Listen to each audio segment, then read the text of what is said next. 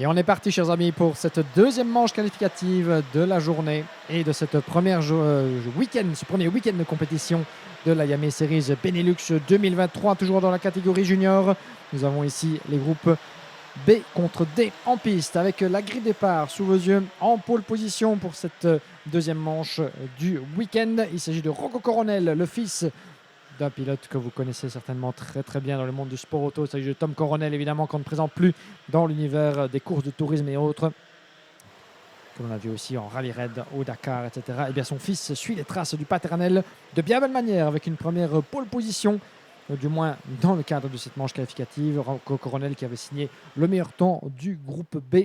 La pole position générale était revenue à Sacha Van Pattbosch qui a transformé l'essai avec une première victoire. Donc Rocco Coronel et Alexis Constant sur la première ligne de la grille, suivi de Sam Van der Heyden et Romeo Roussel. Troisième ligne, Timo Koopmans et Jack Buckley. Luca Orsica et Thomas Kinsey sur la quatrième ligne, suivi de Koen de Rooij et Roberto Bas. Sixième ligne, Bertram Schatz et Louis Comyn. Olivier Watstrup et Gillian Sorvillo en septième ligne. Huitième ligne, Elia Weiss et Eden Spanswick. Devon Hagel sur la 9e ligne, suivi de Angelina Prosa et Roxane Lantinga. 11e ligne, Maxime Blanchemin et Raphaël Lenders. Lino Durand et Liam Allo sur la 2e ligne, suivi de Maurice Moore et Jan Mulders, 13e ligne. 14e ligne, Fares Jalil et Jan Elder. 15e ligne, Olivier Pokers et Merle Taylor. 16e ligne, Luc Voigt et Raphaël Bourlard, avec CG Bennett sur la 17e ligne de cette grille de départ. Un total de 33 pilotes qui déjà sont prêts à en découdre. Un seul tour donc de chauffe pour mettre les pneus en température et de mise en grille. La formation, comme vous le voyez, qui est relativement bien effectuée sur les ordres de Gilbert Damon, notre directeur de course. Ça semble bien fait, les feux s'éteignent. On est parti à l'assaut du premier virage pour cette deuxième épreuve de la journée et du week-end en 2023. Excellent départ à la corde de la part de Rocco Coronel. Oh, il y a des pilotes Victory Lane. C'est Blanchemin, malheureusement, Maxime Blanchemin qui s'est lancé depuis la 21e place, qui s'est retrouvé à l'envers dans le premier virage. Ça semble bien se passer pour l'entièreté du peloton. Rocco Coronel, vous le voyez avec son casque orange, aisément reconnaissable, avec les couleurs nationales évidemment, comme son pilote de papa, qui s'élance très très bien depuis la pole position. Là-bas dans l'enchaînement de l'épingle à cheveux, l'épingle de l'ancien chemin de fer. Il est parvenu à garder l'avantage sur le reste du peloton. On va faire le pointage au terme de ce premier tour. On le rappelle, 10 minutes plus un tour dans cette deuxième épreuve du week-end dans la catégorie des juniors. Excellent départ de Rocco Coronel. Ça s'est moins bien passé pour Maxime Blanchemin, malheureusement. Le jeune pilote du team français Victory Lane. Premier tour de bouclé, déjà un avantage non négligeable que s'est bâti le jeune pilote néerlandais. On va voir si Sam Van der Heyden, le compatriote de Rocco Coronel, a pu conserver la deuxième place. Oui, il est toujours en deuxième position. Alexis Constant 3. Et déjà la poudre d'escampette entre ces deux-là. La bataille pour la troisième place ferrage, le numéro 133. Il s'agit de Romeo Roussel avec Luca Orsica, Jack Buckley, Roberto Bas, juste dans sa roue, un peloton encore très compact. Belle manœuvre là-bas du numéro 145 qui passe à la corde. Et 185, c'est Roberto Bas justement qui doit bien baisser pavillon. Bertram Schatz, le 145, qui a pris l'avantage à la fois sur Roberto Bas et Thomas Kinsey, le jeune pilote français. C'était pour le gain de la 6e place là-bas à la sortie du virage numéro 3. Regardez bien évidemment le premier secteur, toujours très très chaud dans cet enchaînement d'épingles à cheveux du circuit de Mariembourg. Évidemment, il y a plusieurs endroits où les pilotes peuvent faire la différence sur le karting des Fines. C'est ça qu'on adore avec ce tracé, évidemment, très sélectif, très rapide, avec plus d'une opportunité où aller chercher une position. Ce dernier virage avant la passerelle des mécaniciens en est une autre, évidemment. C'est là que des titres peuvent se décider en fin de saison. C'est là que des victoires peuvent aller se chercher. Et le virage numéro 1 à la corde, le numéro 133, Romeo Roussel, qui donne une belle leçon à Sam Van der Heyden pour le gain de la deuxième position. Et pendant ce temps-là, eh bien, le jeune Rocco Coronel n'en demandait pas tant. Il prend la poudre d'escampette. Virage numéro 3, ça se bat bien là-bas avec le numéro 111, Alexis Constant, qui prend l'avantage là-bas, je pense, sur Romeo Roussel pour la deuxième position. Rocco Coronel, je le disais, qui a déjà creusé un écart de 1 seconde dans l'espace d'un premier tour. Bonne entame d'épreuve là-bas du jeune pilote néerlandais. Puis nous avons Sam Van der Heyden, toujours bien accroché à la deuxième place. Troisième position, c'est Romeo Roussel, je pense maintenant, qui est effectivement deuxième.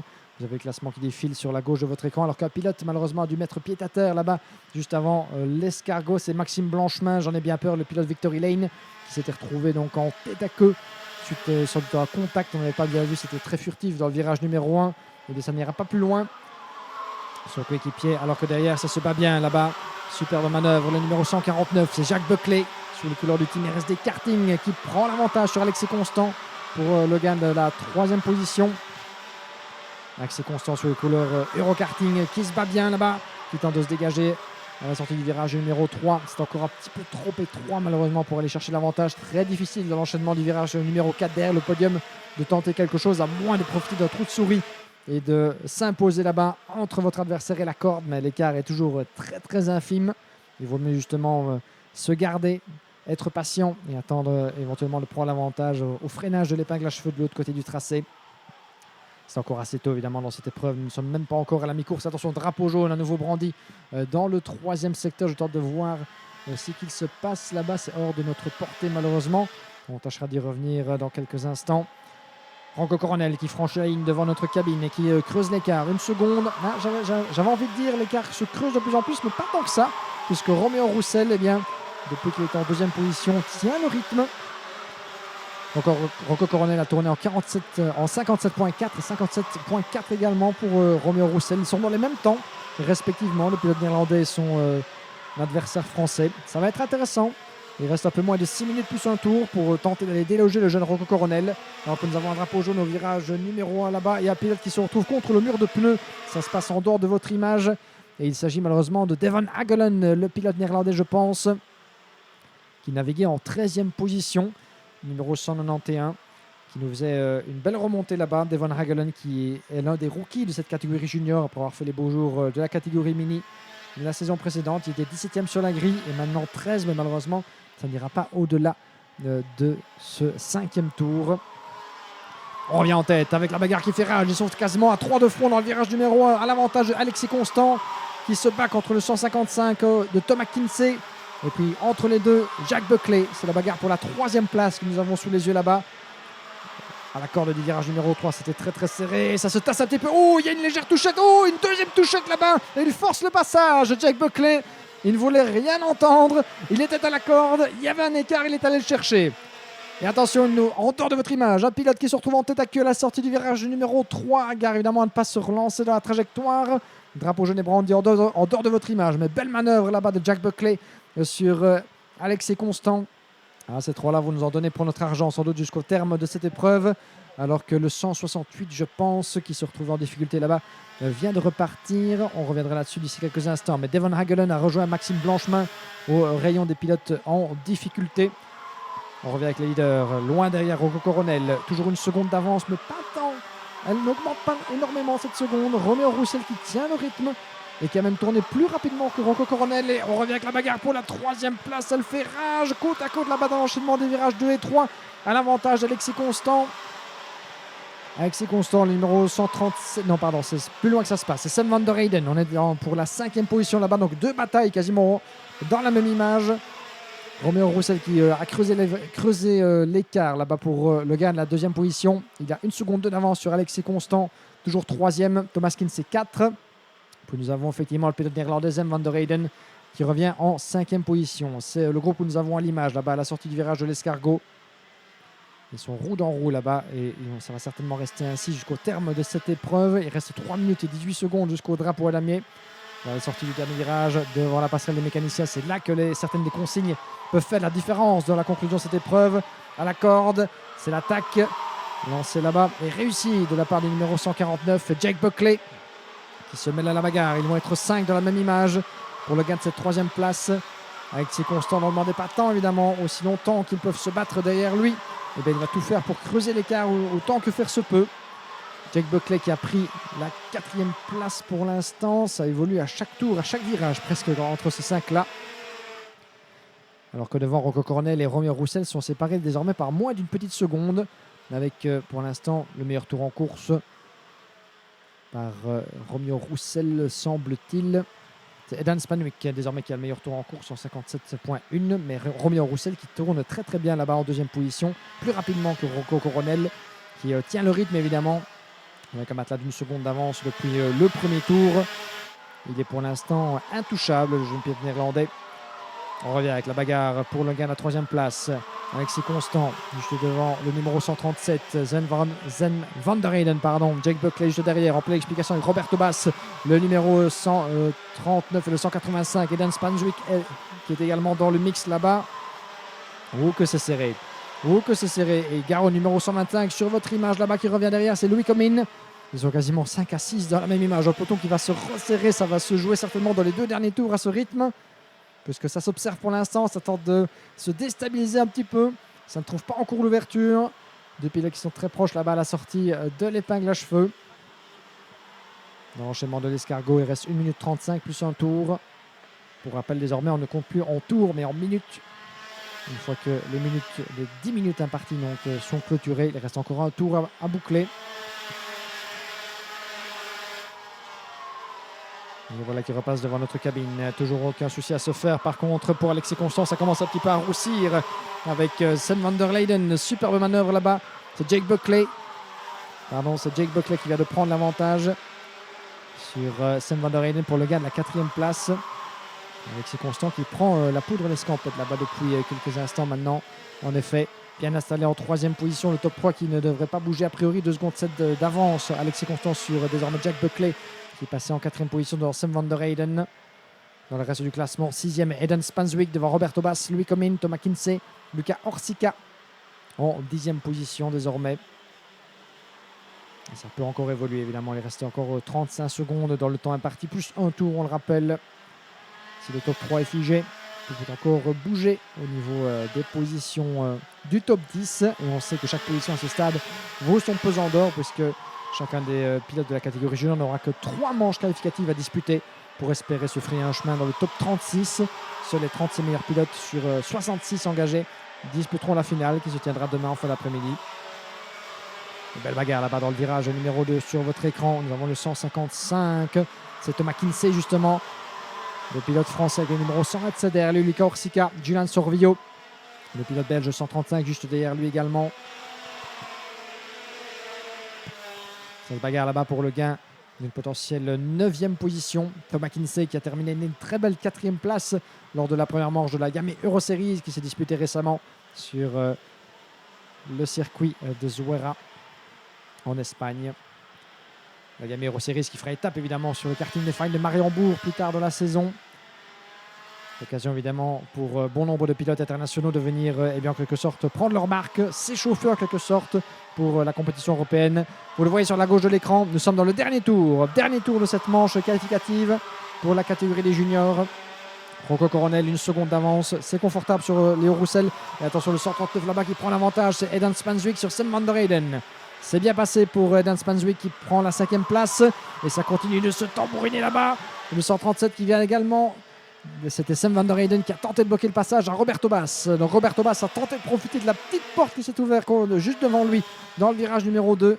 Eden Spanswick, le pilote britannique, est passé. Mais malheureusement, Roberto Bass, l'ancien champion, ancien animateur, dirais-je, des catégories de jeunes en mini et en mini-rookie, n'a pas pu en profiter. Il est resté bloqué juste derrière. Il va devoir s'en remettre plus tard, même si j'ai bien peur qu'il ne reste pas assez de temps, tout simplement pas assez de virages pour faire la différence. Pendant ce temps-là, drapeau damier et victoire pour Rocco Coronel en pleine progression, le jeune pilote néerlandais, avec les couleurs nationales sur son casque qu'il aborde fièrement. Romeo Roussel en 2e position. Il y a un très beau doublé de la part des pilotes de Victory Lane, le team de la famille Martins évidemment, dont le pilote, l'un des pilotes phares évidemment, Victor Martins, est engagé cette saison dans le championnat de Formule 2, sacré champion FIA F3 l'année passée, ancien champion du monde en 2016 en karting. Évidemment, on se souvient le championnat du monde à Bahreïn 2016 remporté par Victor Martins sous les couleurs VDK. Son frère et la famille Martins est derrière cette belle initiative du team Victory Lane Racing qui accueille bon nombre de jeunes pilotes à l'international dans la Yamaha Series Benelux et en Yamaha Series France. Et en parlant de jeunes pilotes aux dents longues, Rocco Coronel et Romeo Roussel en font certainement partie. Et les voilà qui nous signent un retentissant doublé pour lancer les hostilités dans ce premier week-end de compétition. Le classement complet sur votre écran. Rocco Coronel qui aura donc tenu en respect Romeo Roussel à plus d'1 seconde. Alexis Constant qui prend la 3e place pour Eurokarting, suivi de Jack Buckley. Eden Spanswick, 5e, bien revenu dans les derniers tours, devant Sam van der Heyden, Roberto Bass, Thomas Kinsey, Luca Orsica, Louis Comyn qui boucle le top 10. Juste en dehors du top 10, nous avons Et il y a Weiss en 12e place, précédé par Julian Sorvillo, suivi de Raphaël Dow, Koen de Rooij, John Elder, Lino Durand, Angelina Proena, Liam Allo, Raphaël Lenders et Roxane Lantiga en 20e position. 21e place pour Bertram Sach dans Fares Jalil, Jan Mulders, Temo Koopmans. 25e place pour Olivier Pokers, suivi de Moritz Moore, Olivier Watstrup, Raphaël Bourlard, Luc Voigt, Merle Taylor, CG Bennett et 2 abandons. Le numéro 191 que vous avez à votre image, Devon Hagelen et Maxime Blanchemin, qui n'avait pas connu donc une entame réussie après avoir été poussé en tête à queue. Poussé, ou plutôt, voilà, on l'a vu en tête à queue, en tout cas au cœur du peloton, soit le résultat d'un contact, soit une faute de pilotage. On y reviendra, mais quoi qu'il en soit, il a dû se retirer quelques tours après cette mésaventure, tout comme Devon Hagelen. Les pilotes qui donc, comme d'habitude, comme vous le voyez, doivent repasser à la queue leu par la traditionnelle pesée de fin d'épreuve pour voir s'ils sont au poids fixé par le règlement.